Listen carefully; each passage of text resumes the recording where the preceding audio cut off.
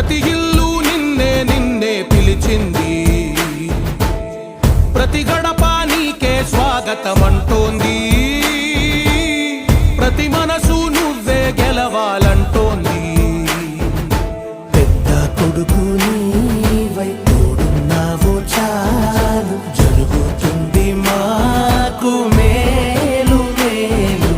ఇంటి పెద్ద నీవై నిలిచి ఉంటే చాలు, వెళ్ళి విసిపోవ రాష్ట్రమంతటా శాంతి క్రాంతి సంతోషాలు.